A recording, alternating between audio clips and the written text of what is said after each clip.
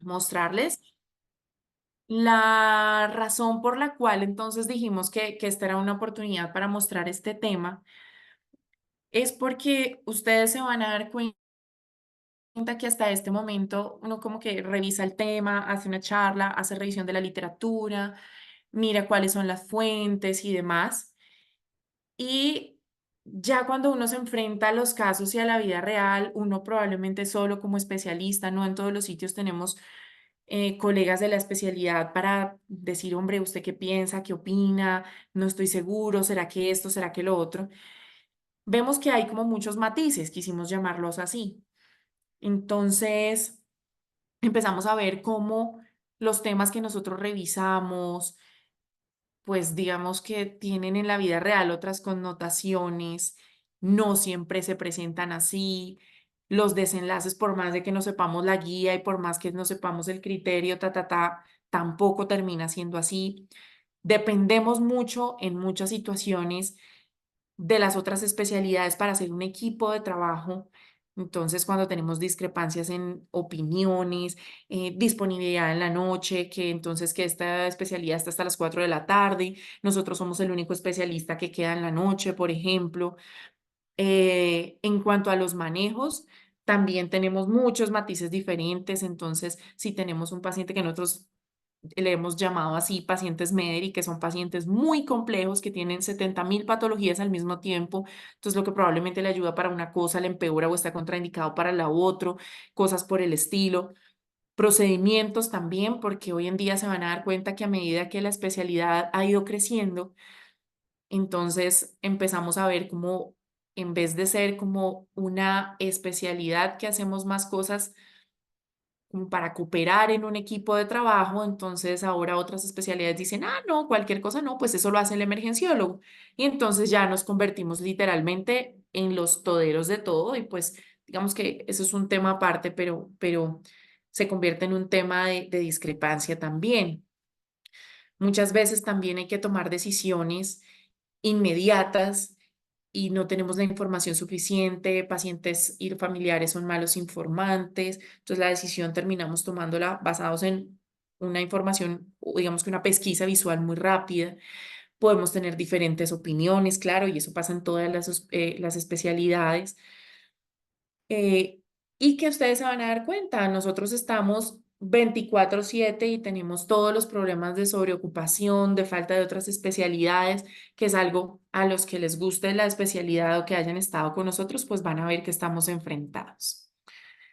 Entonces vamos a ver unos casos que tienen que ver con cosas quirúrgicas, con cosas de ultrasonido, con relación de otras especialidades. Vamos a presentarles este primero que nos terminó impactando mucho, básicamente por la sensación de limitación al respecto. Fue un caso que tuvimos, todos estos casos son casos que tenemos en MEDER y que hemos tenido los diferentes especialistas. Este paciente, pues es un paciente de una hemorragia digestiva baja, ingresa como un triage 2 y su motivo de consulta fue que hace 6 horas empezó a sangrar por la cola, así literalmente.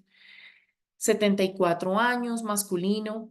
No tenía antecedentes relevantes en cuanto a su patología, pero si mal no recuerdo era como hipertenso, dislipidemia, como sus antecedentes a grosso modo. La tensión pues fue en cuarto nivel, llegó hipotenso, taquicárdico y se veía algo de palidez mucocutánea, pero de resto pues ninguna otra cosa relevante. Claramente pues ingresa al área de reanimación. Y en el área de reanimación, pues nosotros ya hemos visto cuáles son los manejos y cómo debemos empezar el manejo de un choque hipovolémico, de una hemorragia de vías digestivas alta, clasificaciones, demás. Y empezamos tal cual como dicen las guías, que hasta que uno dice, listo, lo estamos haciendo, transfusión de hemoderivados, llegamos inclusive hasta usos de medicamentos como ácido tranexámico en ese caso, porque el sangrado era bastante evidente. Ya con el soporte transfusional y demás, iniciamos soporte vasoactivo y tanto así que llevamos el paciente a imágenes, una angiotomografía, perdón, a ver si lográbamos mirar si había pues un sitio que fuera evidente del sitio de sangrado bajo. Les presentamos este caso porque miren que por más que uno revise esta clase de manejos en estas patologías, ok, uno diría hasta este momento, bien, o sea, chuleamos la lista, pero desde que ese paciente ingresa el servicio de cirugía general, porque esto fue, pónganle ustedes más o menos tipo 11 de la noche, el paciente, el servicio de cirugía general estaba informado del caso y ellos fueron a ver el paciente al área de reanimación. Y con todo y que vieron el angio no se le veía, digamos que una gran extravasación ni nada, pues el paciente sí era evidente que su sangrado era, pero muy, muy, muy alto. Eh, pues cirugía general decide esperar y continuar el soporte transfusional, que es el manejo que se debe hacer, según ellos. Y lo triste de este caso, lo digo triste así, porque pese a los múltiples llamados y demás, y a la espera que daba el servicio de cirugía general, el paciente fallece 10 horas después del ingreso al área de reanimación y fallece sin un manejo específico. Inclusive se propuso y se miró la idea, pero pues inclusive siendo en un cuarto nivel no teníamos disponibilidad de radiología intervencionista como para hacer una embolización o algo poquito, digamos que menos invasivo, si era lo que no estábamos esperando que hiciera cirugía general. Pero si no hay la disponibilidad, nosotros no somos una especialidad quirúrgica que podamos hacerle una lápara a un paciente en esas condiciones, claramente. Entonces, pues, por más de que hubiéramos revisado las guías, por más de que hubiéramos revisado el tema y supiéramos qué hacer, cómo manejar un choque hipovolémico, esto era algo que se nos salía de las manos. eh, y pues lo vimos el deterioro evidente en nuestra cara. Entonces, era la limitación de no poder hacer nada más allá de eso y pues que el paciente tuviera este desenlace eh, que no esperábamos. Ahí con la parte quirúrgica viene otro tema adicional y es el tema que ustedes siempre van a ver que en todos los hospitales vamos a tener en algún momento esa discrepancia con las especialidades quirúrgicas y es el esperar a una estabilización de un paciente para trasladarlo a un manejo quirúrgico específico. Esa estabilización del paciente, entre comillas, que dicen, no, pues hasta que no esté estable no lo pasamos a salas. Pues si no corregimos la causa, el paciente nunca va a estar estable. Por más de que le hubiéramos hecho transfusión masiva, pues no íbamos a hacer nada porque el paciente no le corregíamos la causa. Entonces, este es un primer caso que sí tuvo un desenlace no, no grato para nada. Este otro paciente, siguiendo con el asunto del manejo quirúrgico, es un paciente que llega refiriendo un dolor abdominal epigástrico súbito y decía que se irradiaba más o menos como en banda hacia la región interescapular. Y las palabras textuales de la paciente fueron las siguientes. Dijo, sentí que algo se me rompió por dentro y que fue supremamente súbito. Uno hasta ahí, solamente con esa información, ni siquiera sabemos los datos demográficos del paciente, podríamos decir, uy, y llega en esas condiciones, lo primero que uno se le enciende el bombillo es a pensar, probablemente es una patología aórtica, es un síndrome aórtico, y pues por las características y el dolor que refería, que era intensidad de 10 por escala verbal anal. Una paciente joven, sin antecedentes, género femenino, la atención fue en un cuarto nivel. Llegó con cifras tensionales elevadas que inclusive en algún momento la sistólica llegó a estar por encima de 200, taquicárdica, el resto de signos vitales normales, pero lo que les digo, llamaba la atención la intensidad del dolor. Y claramente ya al examen físico y uno sospechando que podía ser una patología aórtica, efectivamente, digamos que el dolor era de tal intensidad que la valoración era muy difícil. Además, pues sospechando esto, no íbamos a hacer ninguna otra maniobra un poco más invasiva de la palpación abdominal. Quedaba la duda si tenía signos de irritación peritoneal y cuando se le hacía el ultrasonido focalizado, lo que encontramos es que tenía mucho gas, que la valoración pues era limitada y pues ya sabemos que tenemos la limitación para mirar retroperitoneo en caso de pensar que tuviéramos pues una ruptura o alguna cosa de un síndrome aórtico. Hasta este momento parecía muy evidente y lo que consideramos fue pues llevar a la paciente a una angiotomografía emergente para descartar ese que era nuestra primera sospecha diagnóstica.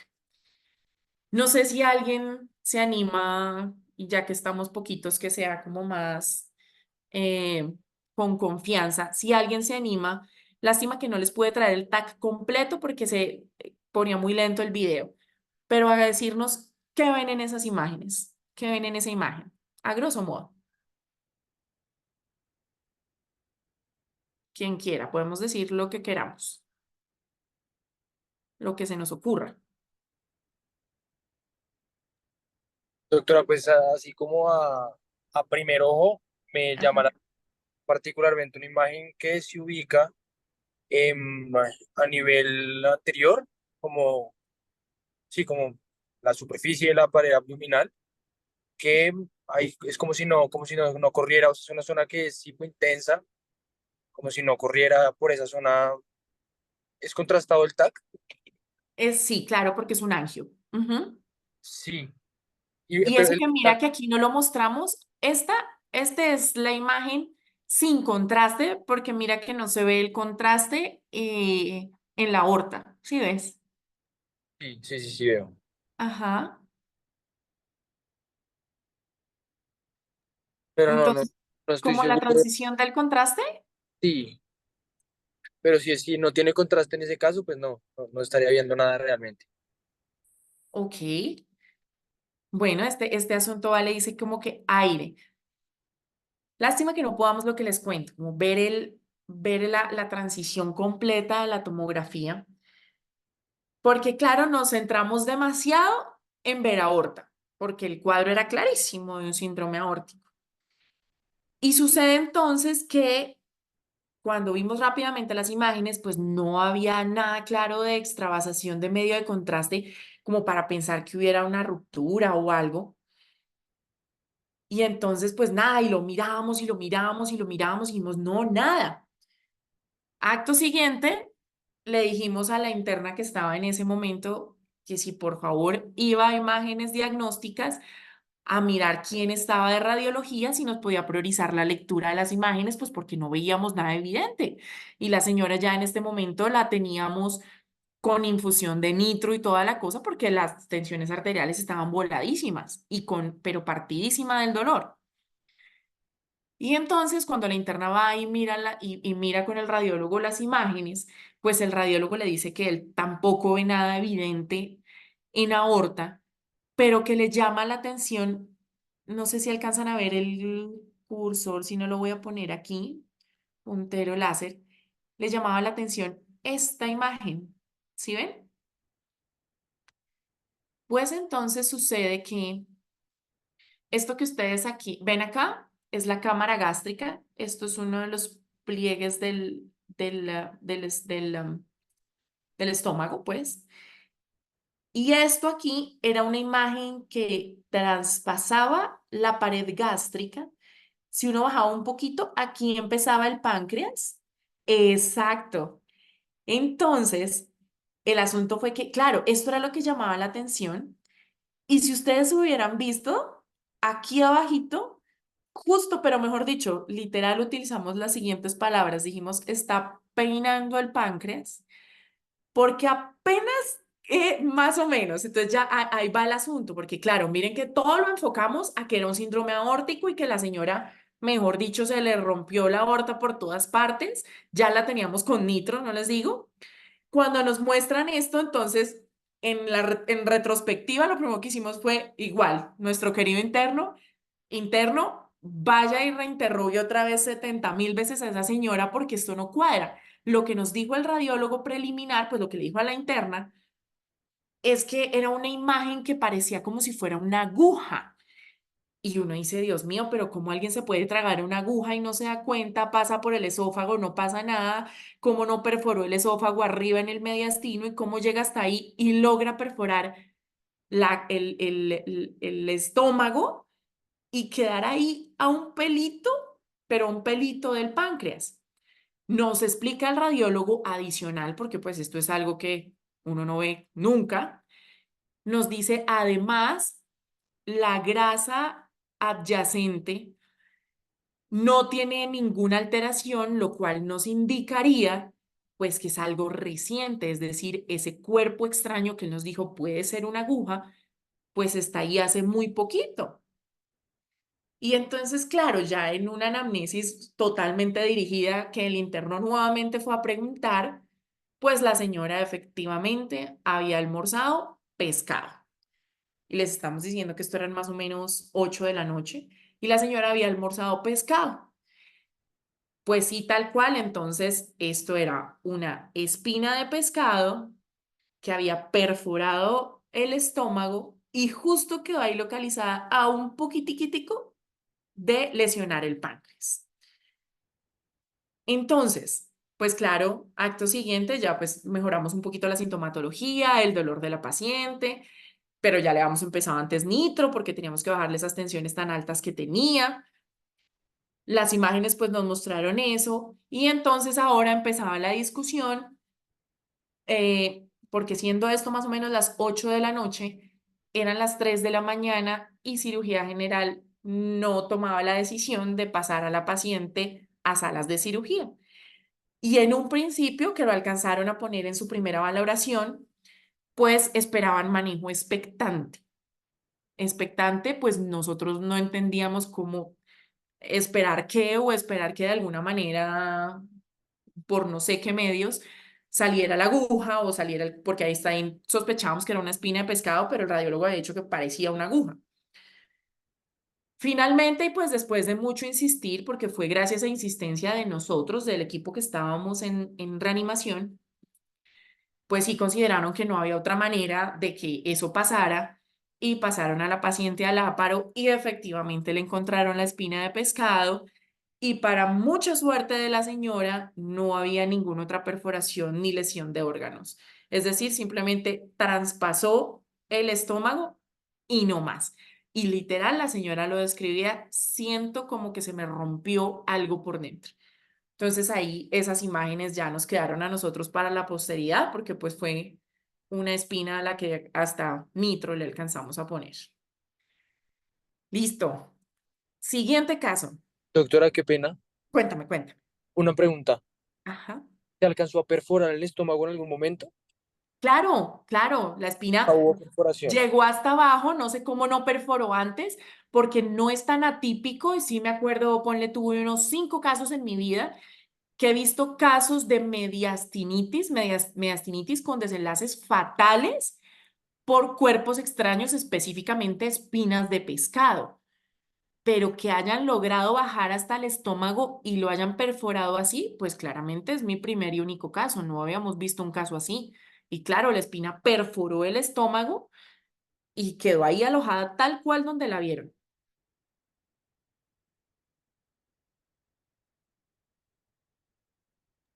No, pues es que una vez en el hospital de Kennedy nos tocó un caso de una paciente, una reclusa, que Ujú. por lo que podría ser un intento suicida versus un intento de fuga, se comió unas cuchillas. Ajá. Las cuchillas, se comió 4 cuchillas, las cuchillas pasaron por el esófago también, no tuvieron ruptura en ningún punto, llegaron al estómago, pasaron también el píloro y llegaron pues al intestino. Ahí fue donde las encontramos, todas estaban distribuidas de forma, digamos que no estaban juntas, sino que se habían repartido entre el intestino delgado y el colon. Y llegamos Ajá. a la misma conversación. El riesgo de perforación era altísimo, pero la conducta del servicio de cirugía general fue expectante. Ajá. La señora estuvo 48 horas acostada a punta de laxantes, en su momento pues repitiendo las imágenes de tomografía, pensando que de pronto el contraste del ataque le podía ayudar, pero Ujú. tampoco pudo sacarlas en ningún momento y finalmente la intervinieron. La conversación ahí fue, no había perforado nada, afortunadamente, terminaron a ella abriéndole el colon y terminó en una micolectomía. Entonces, pues desde el servicio de urgencias decían, pues por un lado, si hubiese podido, sí, o sea, si el resultado iba a ser el mismo, si se hubiera perforado o si lo hubieran abierto, la paciente no hubiese tenido que pasar 48 horas acostada en una camilla rota del dolor para que el Ajá. servicio de cirugía general tomara esa conducta. Y segundo, pues qué tantos riesgos toma uno en el servicio de urgencias con ese tipo de pacientes, o más bien, qué herramientas tiene uno para poder conversar con ese servicio y decirle, tome alguna decisión, porque la paciente en cualquier momento va a terminar en un desenlace, pues que no estamos esperando. Tal cual. Digamos, bueno, ahí me hacen una pregunta y cosas que yo me desvío del tema. Pero, digamos, ese caso que me cuentas es un caso diferente porque hasta donde se documentó en las primeras imágenes aún no había perforación. Entonces yo creo que eso sí hubiera como permitido un poquito más como a la discrepancia o a la discusión con los especialistas quirúrgicos en mirar, bueno, en qué momento, porque ahí no había perforación. El problema en el caso específico de esta paciente es que ya había perforado, ya estaba en la grasa mesentérica y pues ahí, ¿cómo haces? Si además de un objeto cortopunzante, porque uno dice, ok, hay veces que, por ejemplo, proyectiles y cosas así los dejan ahí alojados por siempre jamás y pues uno dice, bueno, ok, eso probablemente no tiene otro riesgo adicional, ¿sí? Habría más riesgo en sacarlo, depende de dónde esté alojado, claramente. Pero pues este es un objeto cortopunzante, ¿sí? Es un cuerpo extraño y ya perforó, está en la grasa mesentérica. En cambio ahí, pues la discusión cuál era, o sea, cuál puede ser el manejo expectante, que haga ahí un absceso, además imagínate una espina de pescado, todas las mega cosas infecciosas que puede transmitir. Entonces la idea era esperar como que hiciera un absceso o quisiera alguna cosa, pues ya ahí no había posibilidad. Y la lectura era muy clara y ahí se ven las imágenes. Ya había perforado y había salido el cuerpo extraño. Entonces yo creo que aquí la discusión era diferente. Y en cuanto al cómo abordar, esa pregunta me encanta. Y ojalá que las personas que estamos aquí presentes pudiéramos aprender esto en general para la vida. Y es que cuando la actitud de uno va hacia una actitud de, digamos que generar una no sana discusión o como diría uno, metérsele al rancho a algún otro especialista, no tiene tan buenos desenlaces. Mientras si uno hace hace un abordaje a manera de preguntas, ¿sí? Es lo que nosotros llamamos en asuntos académicos un debriefing. Yo te puedo decir como especialista en cirugía general, oigan, pero es que ustedes qué piensan, o sea, la van a dejar morir, que se perfore, que le haga un absceso, que sí, sí, a decir, bueno, ok, ¿cuáles son las opciones de un manejo expectante? El manejo expectante sería esperando qué desenlace, doctor, sí, o cosas así, como para poder generar más esa discusión por ese lado y no irse hacia el tema ya, digamos que discusión con la especialidad. Y literal, eso fue lo que hicimos. Abordamos a los especialistas en cirugía diciéndoles, bueno, expectante en qué sentido, en qué momento los volvemos a interconsultar, cuál es el plan, digamos que en teoría, cuáles consideran ustedes que serían los signos de alarma además, porque el dolor abdominal lo tiene. No creo que estarle palpando el abdomen a una persona con una espina ahí metida sea tampoco la mejor opción. Eh, y bueno, mal que bien, pues tipo 6 de la mañana decidieron pasarla a la láparo, que para mí fue tarde, pero bueno, o sea, lo consideraron. Entonces creo que siempre que tengamos esa, digamos que esa discrepancia con alguna especialidad, esa manera de abordarlos, yo creo que siempre va a ser la más adecuada para generar cosas en cuanto a preguntas, como sí, yo entiendo su posición, perfecto, doctor. Desde la mía, ¿qué vamos a hacer? ¿Cuál es el plan? ¿Qué estamos esperando? ¿Qué hacemos? Y siempre como proponiéndole las cosas en manejo conjunto. Creo yo, sí, sí puedo ahí como responder la pregunta. Sí, sí, sí. Y solo me queda una duda, ¿ese periodo de expectancia estuvo a cargo de medicina de emergencias o a cargo Claro, porque ella estaba de... en reanimación porque hasta nitro le habíamos puesto por esas tensiones tan voladísimas. Entonces, Entonces, y ah, la responsabilidad médico-legal en ese caso, ¿sobre quién cae en caso de que algo pase? Pues porque finalmente en, la decisión era quirúrgica. Y claro, la decisión era quirúrgica y la idea es que uno en la nota siempre en esa evolución y lo ponemos así, digamos que no es una manera como de hundir a nadie, pero tú pones, se verifican imágenes con radiología de turno, quienes indican ta, ta, ta, ta, ta, ta, o describen hallazgos compatibles con ta, ta, ta, ta, ta, ta, se informa oportunamente al servicio de cirugía general en espera de conductas y pues de ahí en adelante ya ahí tú te libras porque pues nosotros no somos cirujanos, no le podemos hacer una lápara y en reanimación, ¿sí? Entonces, ni modos. Y ahí sí ya, pues en la nota de ellos el manejo expectante ya corre por cuenta de ellos. Ya nosotros le hacemos manejo sintomático y no más. Y sintomático es claramente pues manejarle el dolor, probablemente suspender la nitro, porque ya vimos que esa hipertensión era única y exclusivamente por un dolor incontrolable. Y ya, literalmente nada más. Nada más hacíamos por el servicio de urgencias. Listo. Gracias, doctora. Con gusto. Bueno, este otro, y si ven que nos extendemos un montón echando carreta. Este otro paciente es un paciente que viene por una dificultad respiratoria después de hacer un esfuerzo. Entonces, el paciente entra como un triage 1.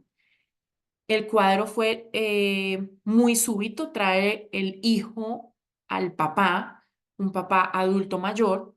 Dijo que el papá entró al baño y que cuando entró al baño, que mejor dicho, tuvo el cuadro de dificultad respiratoria súbito y empezó como con un dolor retroesternal y torácico en general, no muy específico, y que por eso lo trae al servicio de urgencias. El paciente 78 años, masculino, digamos que con bastantes comorbilidades, hipotenso y taquicárdico.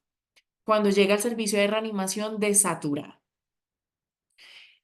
Rápidamente, y uno así lo piensa, uno dice, uy, bueno, de pronto lo que no cuadra es lo tan súbito. Pero en ese momento uno empieza en un periodo de 10 segundos a hacer rápidamente cuáles son mis diagnósticos sindromáticos y mi posibilidad diagnóstica del paciente. Si el diagnóstico sindromático inicial es síndrome de dificultad respiratoria, pues ¿qué es lo que voy a hacer? Pues manejarlo. Y si tiene ese diagnóstico, pues lo que voy a hacer es intubar. Claramente ahí de eso vamos desglosando y diciendo, bueno, si fue tan súbito y llegó tan desaturado, bueno, de golpe tendrá un TEP o qué sé yo. Y el asunto es que en el momento, después de intubar al paciente, fue realmente una vía aérea muy fácil. Eh, Vemos en la confirmación, porque nosotros casi no hacemos confirmación de la simetría del tubo con auscultación, sino lo hacemos con ultrasonido. Y al hacer la confirmación ecográfica por ultrasonido, vimos, uy, hay algo como raro. Y raro, veíamos esto en uno de los hemitórax. ¿Qué para los expertos que están aquí, qué creen que es?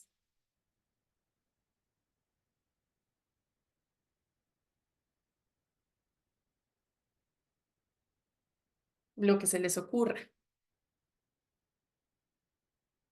Neumotórax.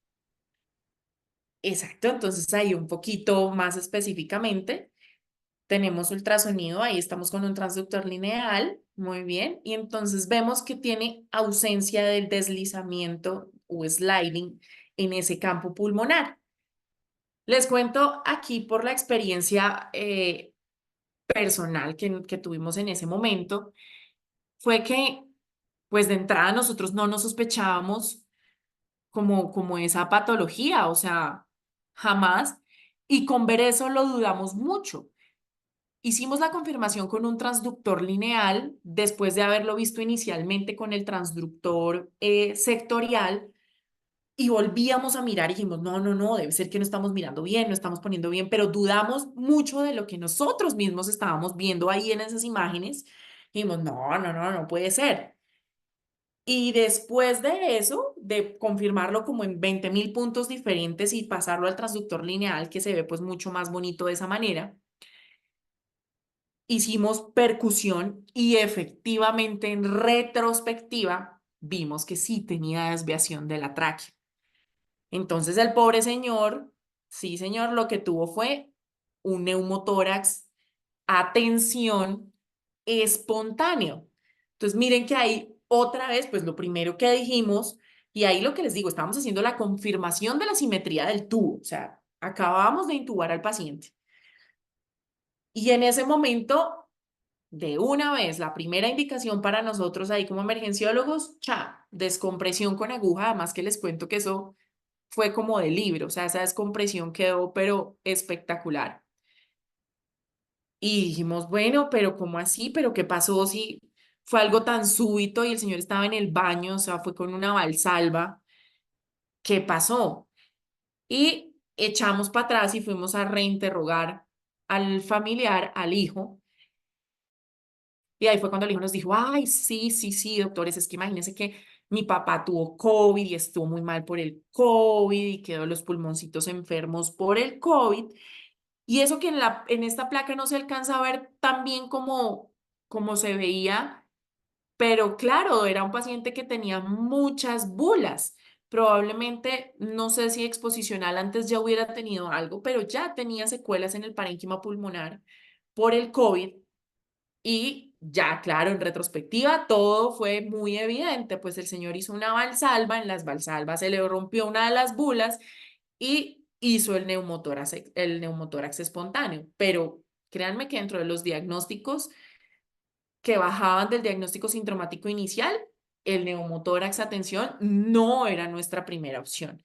Y claro, en retrospectiva vimos si se le veía la desviación de la tráquea y eso, pero pues no lo buscamos activamente porque no era nuestra primera opción y nuestro procedimiento emergente era intubar al paciente.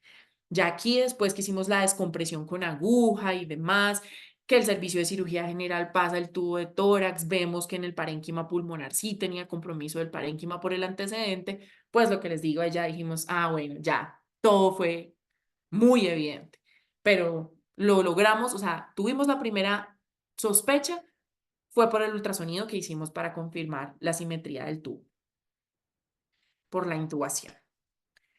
Este otro, este sí que fue hace mucho tiempo, este fue hace como unos 6 años ya, más o menos. Entonces, este paciente, les cuento, este paciente ingresa al triage 2, más venía quejándose de un dolor torácico súbito, era retroesternal, no lo definía como opresivo, era más urente, pero era de muy, muy, muy alta intensidad. Un paciente de 69 años, masculino, antecedentes hipertensión arterial y EPOC no oxígeno requiriente. También su atención fue en un cuarto nivel, normotenso, en ese momento normocárdico, y estaba saturando normal. Otros datos que nos dio ahí fue que empezó a toser, porque digamos que en un principio no le pararon tantas bolas los familiares y el mismo paciente al dolor torácico, sino que se preocuparon, fue cuando ya empezó a toser y dijeron, no, empezó a escupir mucha sangre. Y ese fue más como lo que los llevó a consultar al servicio de urgencias, no fue el dolor torácico per se, así la intensidad hubiera sido muy alta. Entonces, ya llevaba un tiempo esperando el paciente en su casa con ese dolor torácico, ¿sí? Y decían aquí lo que les digo, decía sí, como con unas pintas y después en un cuncho de café. Era bien retroesternal y epigástrico. El enfoque inicial de ese paciente cuando llega al servicio de urgencias fue una hemorragia de vías digestivas alta. No se pensó como en nada y además como ven los signos vitales y estos de ingreso eran normales. Sin embargo, en espera de la endoscopia de vías digestivas altas, que en ese sitio donde lo atendimos demoraba más o menos 3 días en que se la hicieran, el paciente empieza a presentar deterioro clínico, aumento de ese dolor retroesternal epigástrico que manifestaba muy, muy, muy intenso y el paciente se empieza a poner hipotenso. Ante eso, tomamos un electro. El electro, lástima que no encontré el electro real de ese paciente, pero si ustedes me creen, era un EKG que nosotros decimos dudoso. Dudoso porque tenía elevación del punto J en cara inferior, que si nos hubiéramos puesto a ser como muy estrictos los criterios para elevación del ST, estaba ahí muy borderline. Sí, no era una franca elevación del ST, pero sí se le veía una elevación del punto J. sea, quedaba la duda de ese electro, pero el paciente no estaba lo suficientemente taquicárdico como en respuesta a ese dolor.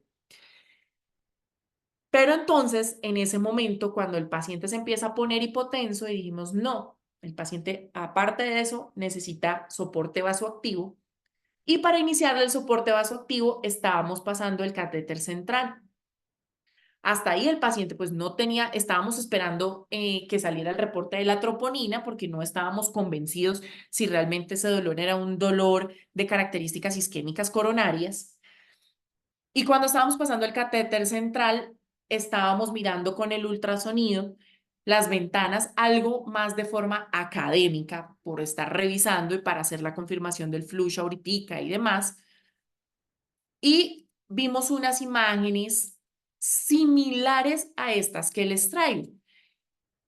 ¿Alguien se anima a decir como qué cosas ahí se pueden ver en esas imágenes? Perdón, los vuelvo a poner para atrás para que vean como qué creen que se les ocurre que es esas imágenes que vemos ahí de ultrasonido.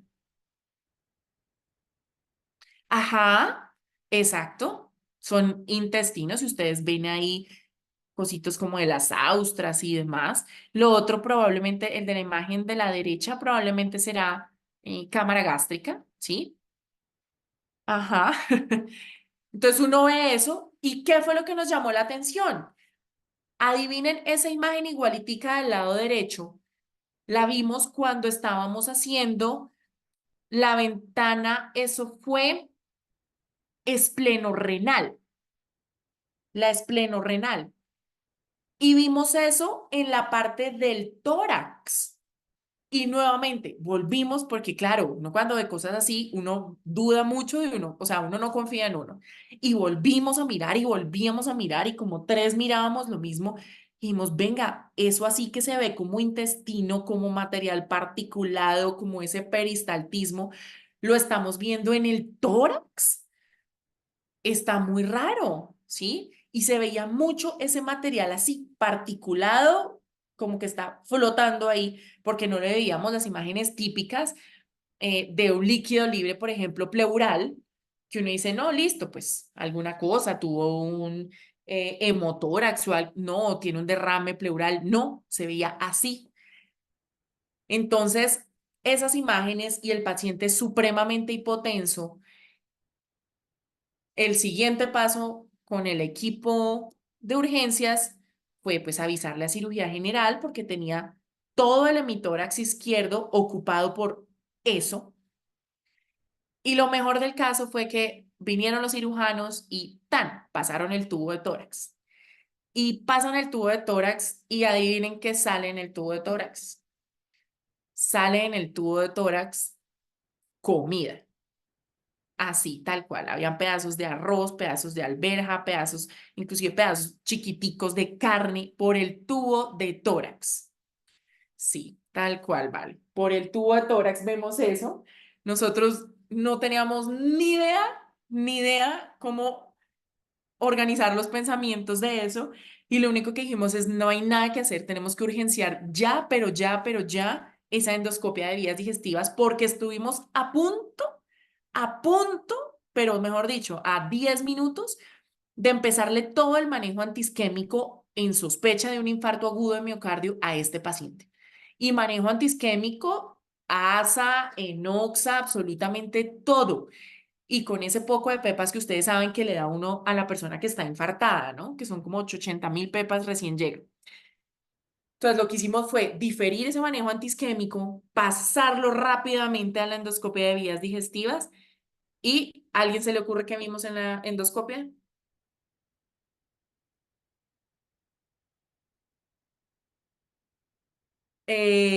No, porque digamos ahí, ¿cómo veríamos? O sea, ¿cómo explicaríamos que tenía toda la comida del almuerzo y más en el hemitórax? Porque fue un tubo de tórax. ¿Qué se les ocurre?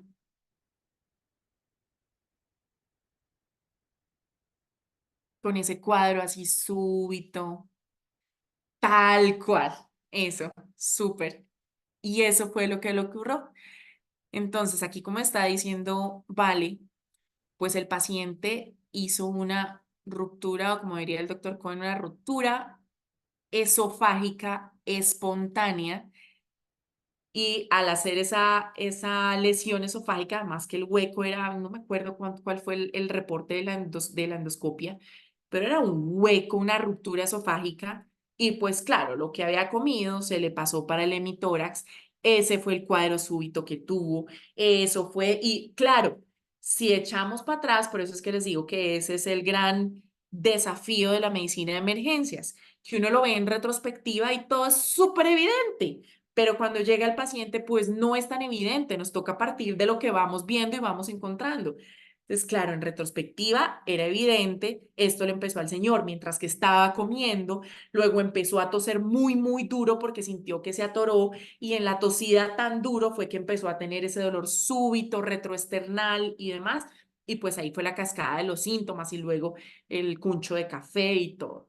Pero este caso inclusive lo publicamos porque fue un síndrome de Born-Haber, el cual estuvimos a punto de darle, y quiero contarles, inclusive ya después la troponina le alcanzó a salir positiva, discretamente, pero positiva. Entonces, estuvimos a punto, imagínense donde hubiéramos llevado a este señor a arteriografía y le hubiéramos puesto todo su manejo antiisquémico y demás.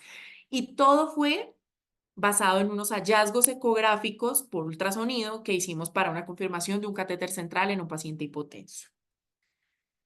Listo. Este se los quiero mostrar porque, y lo catalogamos hacia abajo, le pusimos expectativas. Es un paciente que ingresa triage 3, realmente leve estridor laringio, tenía un antecedente de una masa tiroidea que estaba en seguimiento por cirugía de cabeza y cuello, pero la paciente no estaba con dificultad respiratoria franca ni estaba desaturada, por eso ingresa como un triage 3. Y sí le alcanzan a ver algo de estridor laringio en el consultorio. Es una paciente de 72 años, femenina.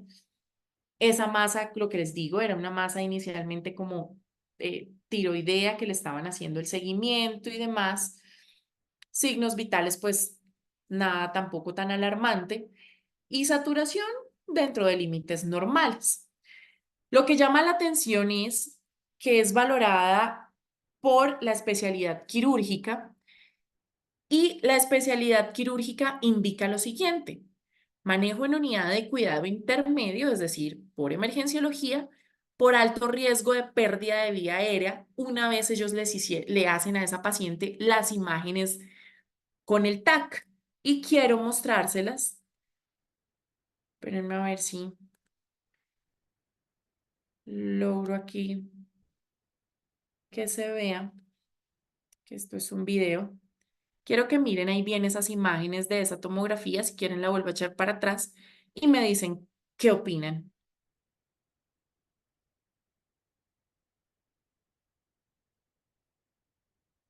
Voy a ponerla y otra vez la volvemos a reproducir. Miren esa tomografía.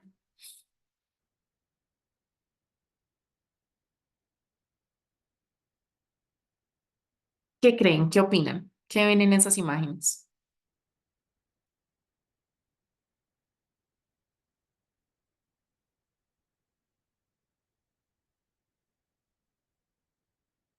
Y en ese corte es donde mejor se ve. Pareciera que tuviera un tumor de mediastino. Eso, eso, tal cual. Y es distal, sí. O sea, miren que más que estenosis, miren que ahí se los vuelvo a poner. Miren cómo se ve esa masa muy, muy grande y miren la localización y miren que está súper abajo, súper, súper abajo. Entonces les traigo este caso titulado así expectativas, porque si ustedes se ponen a ver esas imágenes, ustedes como emergenciólogos o inclusive como cirujanos, hay un grave problema. Entonces uno dice riesgo de pérdida de la vía aérea. Entonces, si nosotros como emergenciólogos vamos a hacer una vía aérea quirúrgica, por ejemplo, por una estenosis o alguna cosa, mm, pues acuérdense, si uno hace una vía aérea quirúrgica, hace una crico, hace una percutánea, en fin, recuerden el sitio anatómico donde nosotros lo hacemos, que es arriba, es en la membrana cricotiroidea. Entonces, calcúlenle aquí con el puntero, perdón, hecho para atrás, nosotros hacemos un abordaje quirúrgico a este nivel. Entonces, en este punto, digamos que el tema académico con los cirujanos fue, listo, si hay una pérdida de la vía aérea, díganme nosotros como emergenciólogos, porque hay una obstrucción ahí tan abajo, si eso era, miren, o sea, es que era retroesternal. ¿Cómo hacemos para hacer un abordaje de esa vía aérea?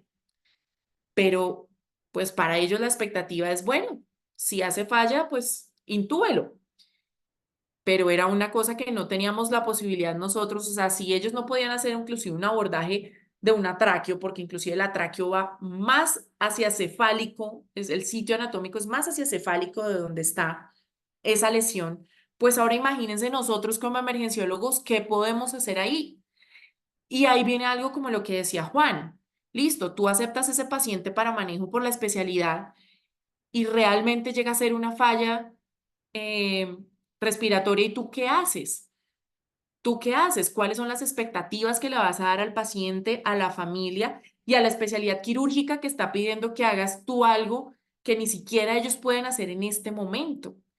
Entonces, nuevamente el abordaje de ese caso fue ir y sentarnos a hablar con los cirujanos, a decir, listo, si esta señora hace una falla respiratoria, ¿qué hacemos? ¿Cómo podemos hacer nosotros? Porque inclusive está tan abajo que si ustedes le pusieran un tubo pediátrico, el más chiquito del mundo, los más chiquitos, no llega. Entonces, la discusión académica fue esa y efectivamente definimos que no íbamos a darle esas falsas expectativas ni a la paciente ni a la familia y que si cirugía no tomaba una conducta quirúrgica, ellos emergente, nosotros no podíamos hacer nada al respecto.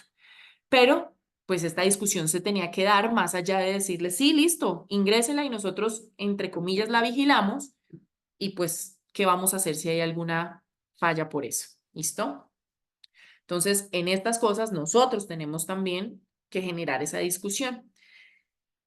Este caso, y rápidamente paso por estos últimos para que no se nos alargue tanto la charla, es un paro extrahospitalario por una herida por arma cortopunzante. Este tema inclusive lo estábamos discutiendo el día de hoy con el doctor Ortega.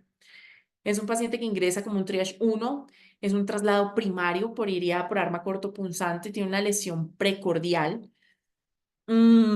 Y pues es un paciente muy joven, sin antecedentes de absolutamente nada, llega sin signos vitales y el asunto es que estaba, pónganle ustedes más o menos a unas 5 cuadras de Medellín sobre una vía principal y una ambulancia justo por casualidades de la vida iba pasando por ahí, ve lo ocurrido, los ladrones salen corriendo, dejan al muchacho tirado, la ambulancia empieza de una vez a hacer compresiones torácicas y demás y trasladan al paciente porque pues no respondía, no tenía pulso. Llega sin signos vitales y mientras que la persona de la ambulancia hacía las compresiones torácicas, porque digamos que la herida precordial no era tan grande, hacemos nosotros el ultrasonido focalizado y efectivamente vemos dos cosas. Uno, el paciente está taponado. Dos, tiene actividad cardíaca. Entonces ahí sigue las dos cosas. Rápidamente informar al servicio de cirugía general, pero ya. Ellos están ahí a una puertica al lado. Lo primero que hace el cirujano es empujar a la persona de prehospitalaria para que no siga haciendo más compresiones torácicas y no se tomó una conducta ahí en reanimación de hacer una ventana pericárdica ahí, sino se traslada al paciente a salas de cirugía. En el mejor de los casos, pero en el mejor de los casos, supongan ustedes que eso implica unos 5 minutos adicionales, sabiendo que ya el paciente tenía pupilas plenas, desde que llegó no tenía pulso, no registraba signos vitales, absolutamente nada. El paciente entra a salas de cirugía, le hacen allá pues la ventana y demás, continúan con la reanimación, pero una vez con la toracotomía y pues logran corregir el defecto que había en el pericardio y en el miocardio adicionalmente. Y pues el paciente Ok, sale de la cirugía. Sale de la cirugía y en la unidad de cuidado intensivo a la hora y media ya empiezan a definir pues que el paciente tiene signos francos de una muerte encefálica. Entonces, nuevamente nos ayuda aquí el ultrasonido. El ultrasonido fue el que nos dio un indicio de lo que había ocurrido. ¿M? Y que pues así no tuviéramos pulso ni nada, el paciente tenía actividad cardíaca. ¿Y cuáles fueron los puntos aquí que nos causaron a nosotros como un sinsabor? Ya todas las charlas que hemos visto de la parte de reanimación en escenarios de trauma y demás, en todos lados está escrito que en este caso eh, son como de las excepciones en la reanimación y están contraindicadas las compresiones torácicas, ¿verdad? Entonces uno dice, sí, listo, eso uno lo tiene claro, pero estamos ante un paciente de un paro extrahospitalario con un choque hipovolémico severo, adicional a esto, acabando de documentar un choque obstructivo. ¿Por qué no se toma una decisión de hacer esa ventana pericárdica ahí en el área de reanimación? ¿Será mejor o no será mejor? ¿Será que, no sé, en un área donde las instrumentadoras y el equipo y los implementos no están ahí, no es lo más común? ¿Sí será mejor entonces llevarlo uno o trasladarlo a la sala de cirugía? Como cuál de esas opciones hubiera sido la mejor, ¿sí? Y sí tenía la indicación quirúrgica, pero el asunto además que seguíamos nosotros discutiendo es ese punto de no hacer compresiones torácicas.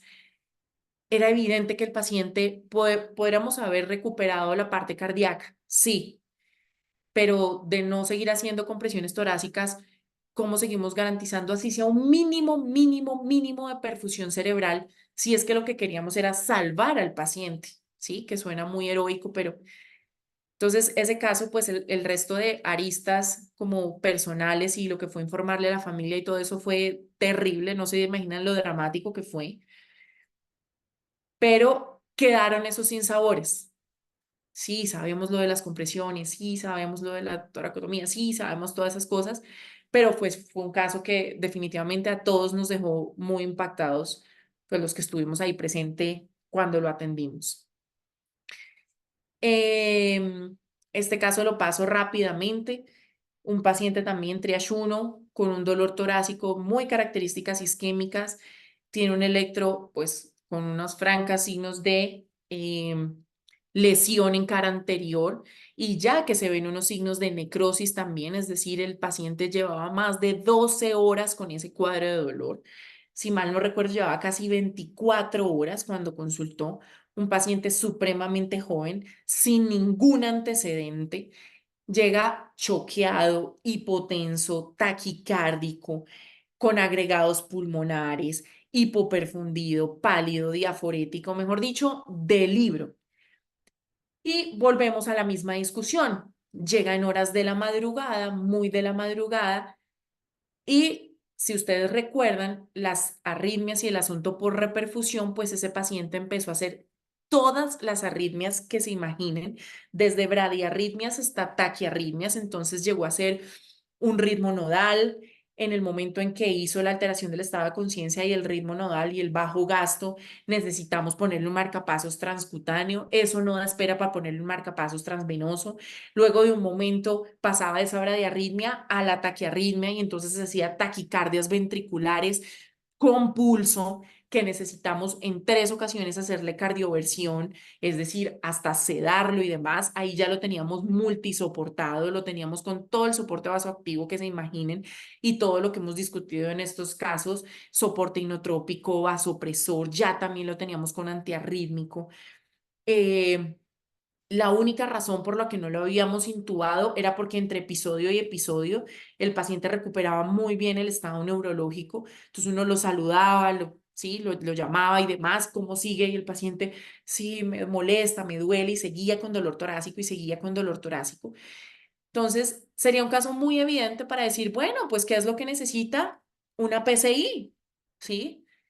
Y volvemos a la misma discusión, ¿sí? la misma discusión es con todo lo que le estábamos haciendo nosotros en una sala de reanimación y el paciente con los parches del marcapaso, habiendo tenido que hacer cardioversiones, con todos los soportes, el paciente súper inestable, pues terminamos diciendo que estaba muy inestable para pasarlo a una arteriografía y que adicional a eso, por esos signos de necrosis que tenían, la posibilidad de fallecer en el procedimiento de la arteriografía era todo. Y volvimos a la discusión con la especialidad de hemodinamia. Ok, si el riesgo de pasarlo a la arteriografía es un desenlace fatal, pues el riesgo de dejarlo aquí es que ya no podemos hacerle nada.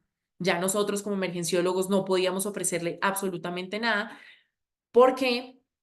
Porque como institución no tenemos, digamos que, autorización, por así decirlo, de hacer una trombolisis en los casos de infarto con elevación del ST.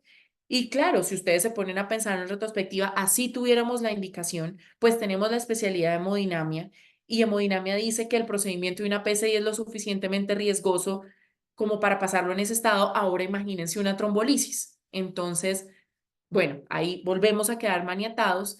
Finalmente, después de, digamos que discusiones constructivas con hemodinamia, pasamos al paciente, pero efectivamente fallece en el procedimiento. Y por último, ya para cerrar, no quiero contarles ya más casos dramáticos. Este fue un caso muy chévere que tuvimos también, en el cual el trabajo en equipo dio mucha satisfacción a todos los que estábamos ahí. Un paciente triage 1. Lástima que no tengo estas imágenes, me hubiera encantado mostrárselas cómo se veían en la tomografía. Es un paciente joven que tiene un antecedente de intubación prolongada, ingresa por un cuadro de estridor. 42 años, masculino, tiene un antecedente de epilepsia y esa fue la razón por la cual cuando hizo un estado epiléptico requirió intubación y tuvo una intubación prolongada en la unidad de cuidado intensivo. Después de eso queda con una estenosis. Sus signos vitales al ingreso, digamos que normocárdico, normotenso, pero sí tenía un franco estridor.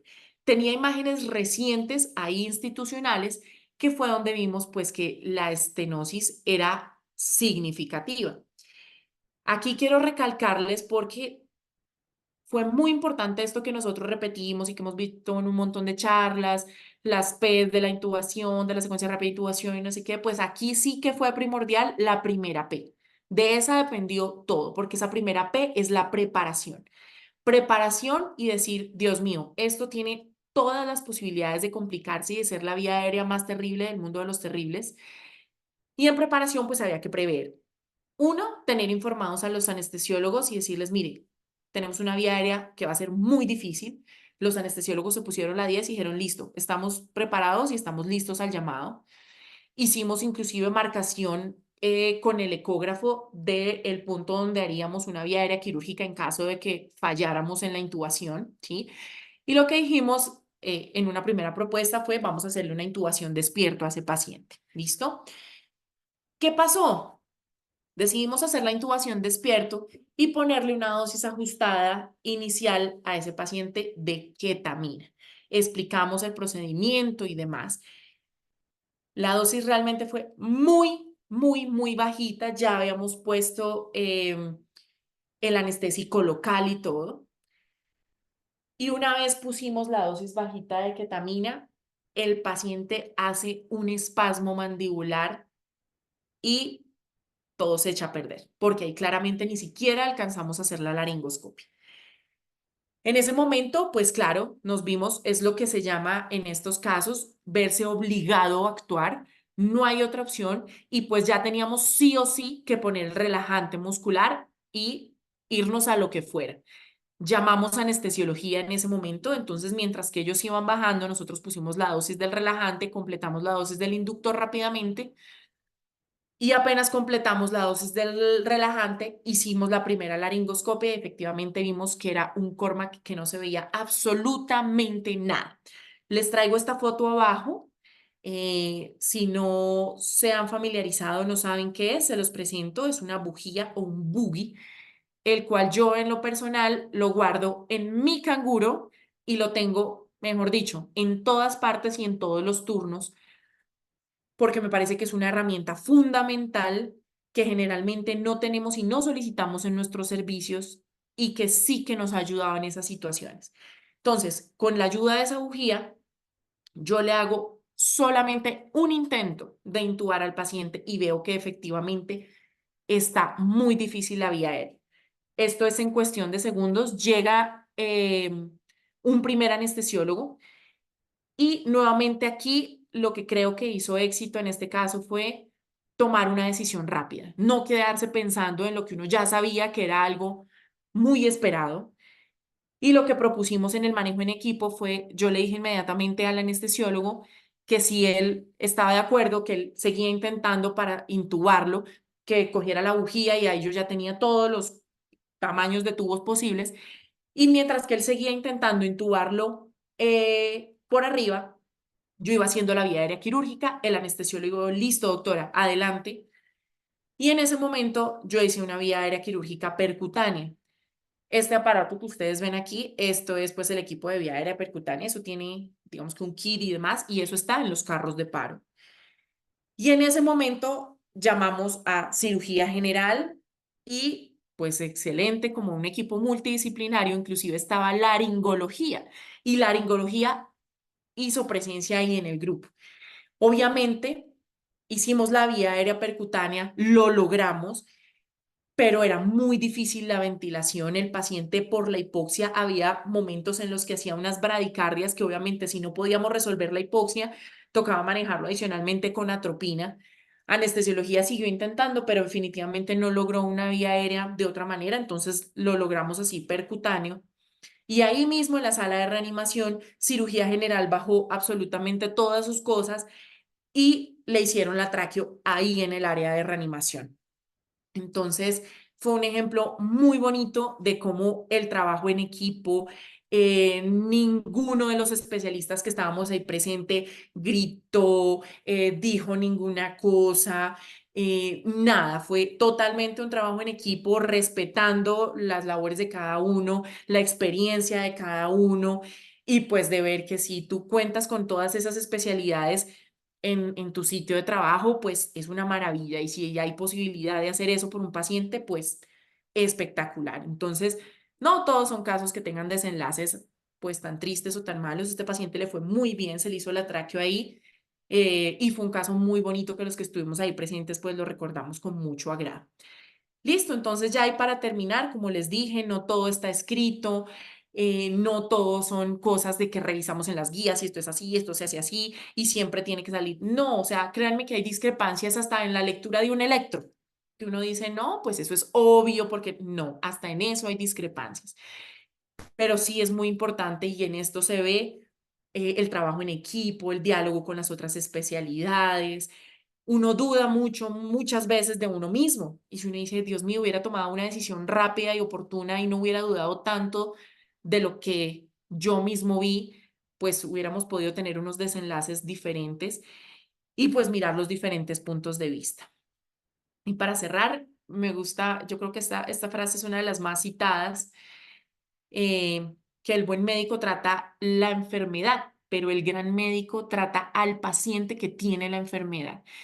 Siempre para los que me conocen saben que si hay algo que yo les insisto demasiado es que tenemos que hacer mucho énfasis en eso porque nos volvemos tan académicos que solamente pensamos en eso y algo tan sencillo como decirle al familiar del paciente por su nombre y presentarse uno por su nombre hace una diferencia monumental en las cosas que hacemos. Entonces, esa es la invitación. Muchas gracias por haberse quedado hasta este punto y espero pues que podamos seguir compartiendo muchas más experiencias que tengamos en nuestros sitios de trabajo y para los que están en sus sitios de rotación y que tengan posibilidad de verlo con nosotros, bienvenidos. No sé si alguien tiene alguna pregunta, comentario, sugerencia. A ustedes muchas gracias. Doc, mientras que aparecen preguntas en caso de que hayan. em, Ujú. Muchas gracias, creo que este espacio no lo habíamos tenido nunca en el grupo. Pues siempre en estos espacios de los módulos de expertos buscamos recibir información de valor por parte de los especialistas. Casi siempre esperamos que sean charlas muy de rigor académico y revisión de tema, pero creo que este espacio fue demasiado valioso. esto es realmente acercarnos a la medicina de emergencias. De verdad, gracias por la oportunidad que nos traes en este momento de realmente saber qué es trabajar en una sala de urgencias y cómo se siente un poquito en medio de estos grises de los que siempre nos has hablado.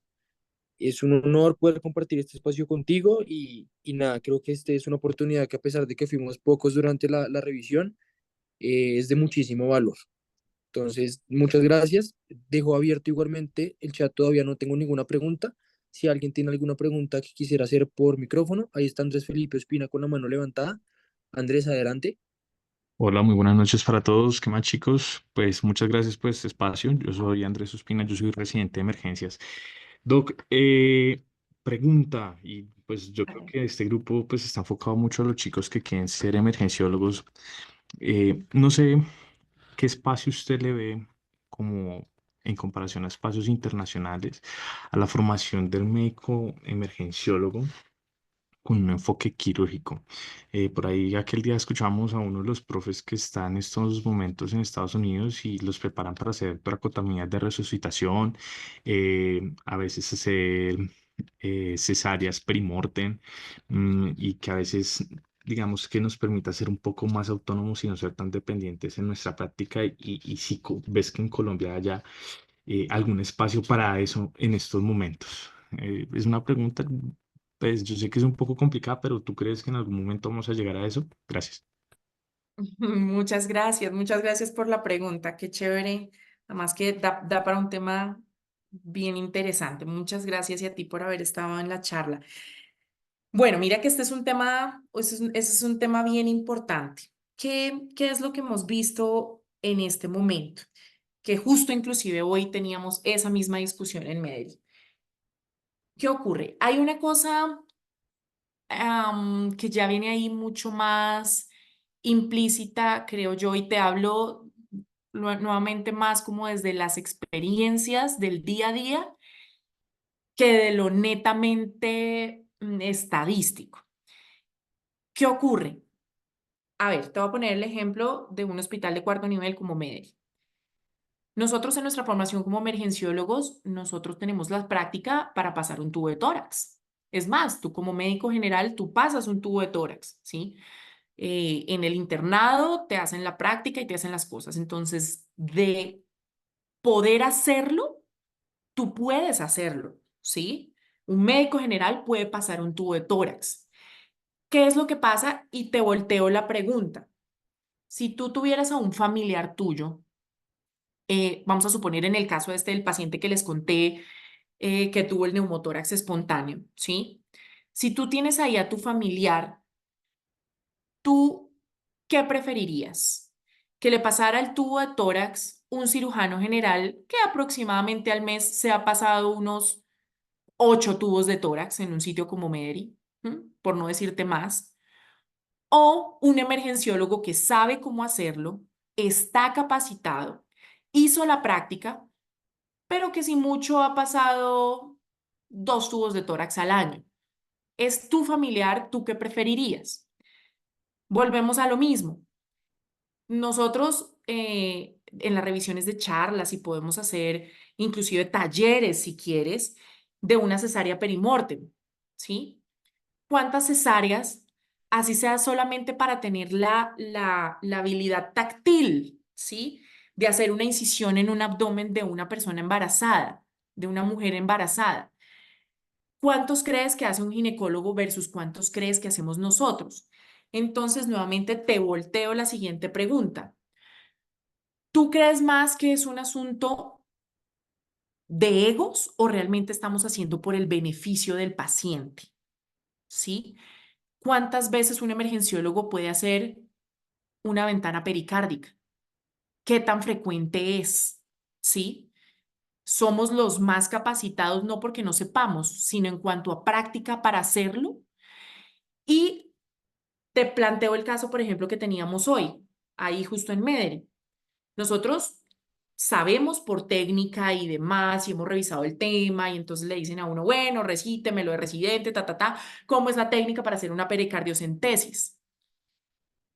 Entonces, mira y te digo cuál es el escenario. Si yo soy el emergenciólogo y tengo un paciente en paro en el cual yo veo con el ultrasonido que la causa del paro de mi paciente es un taponamiento y que voy a hacerle una pericardiocentesis ahí en el paro, pienso yo que el más idóneo es el emergenciólogo. No me voy a poner en ese momento a esperar a que venga un cirujano cardiovascular o el cirujano general o en fin, ¿sí? Pero si es un paciente que tiene un taponamiento y no está en paro, ¿seremos nosotros los más idóneos?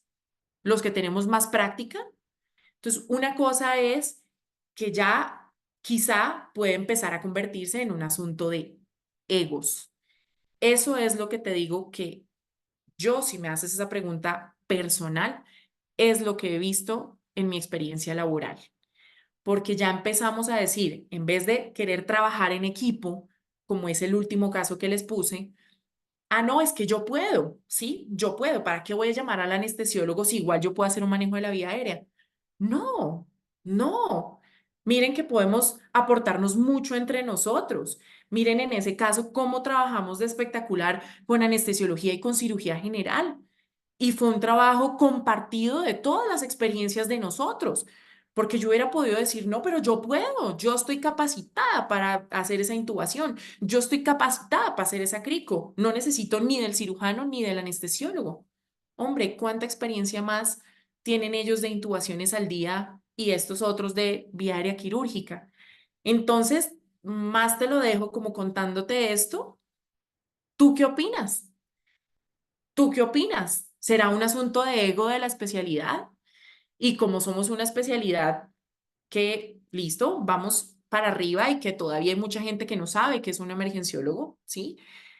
Eh, Eso significa que pues nosotros somos los más indicados para hacer una cesárea perimortem o para hacer una pericardiocentesis en esas circunstancias, por ejemplo. Entonces, creo que te lo dejo más a manera de pregunta.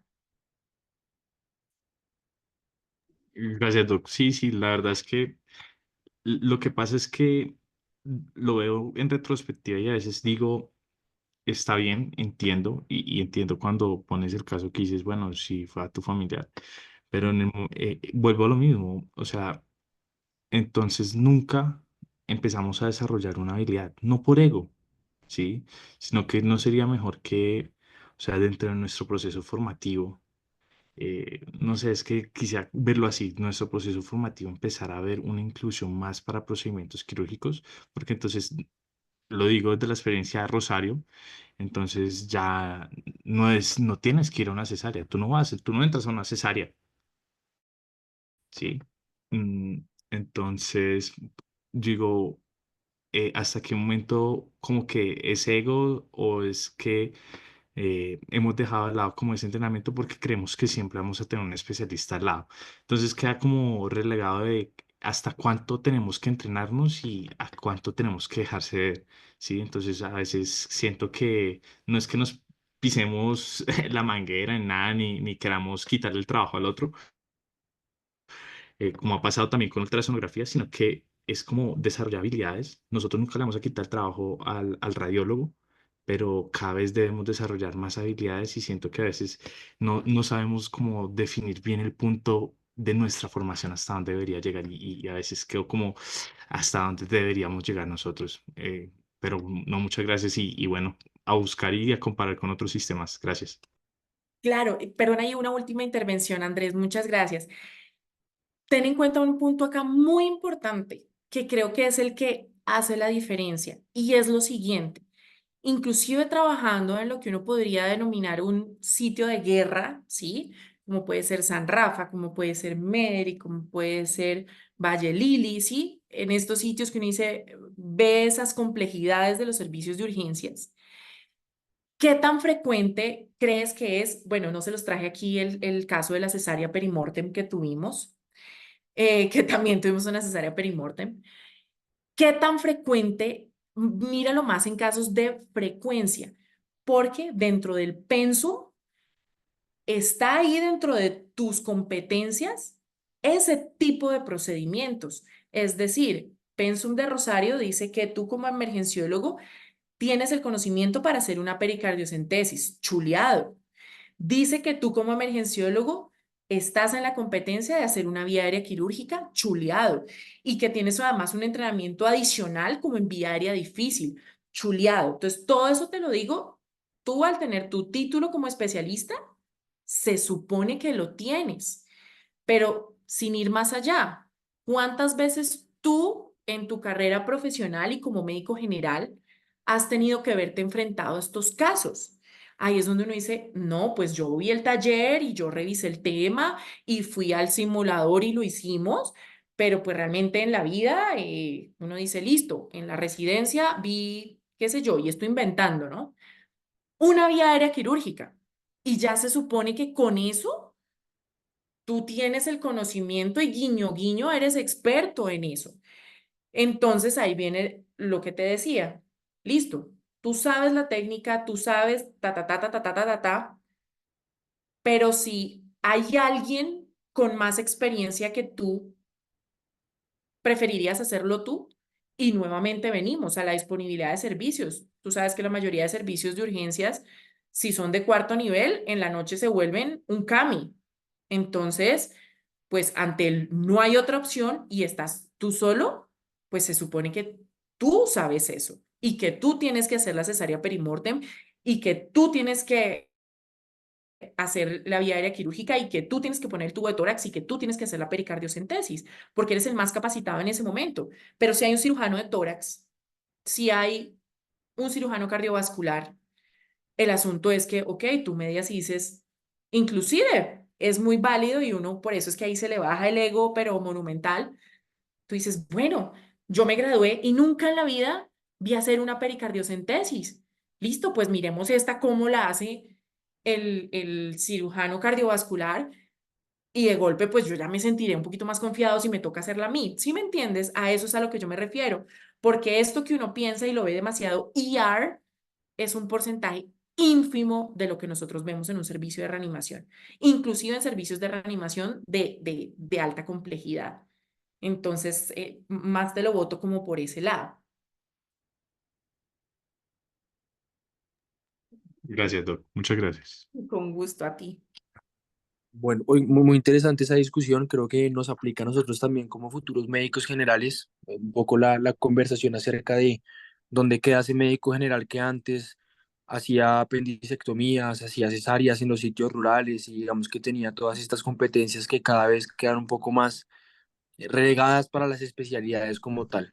Pero muy interesante, muchas gracias, Doc. Y muchas gracias al doctor Andrés también por asistir y por el planteamiento. Bueno, creo que no tengo más preguntas en el chat.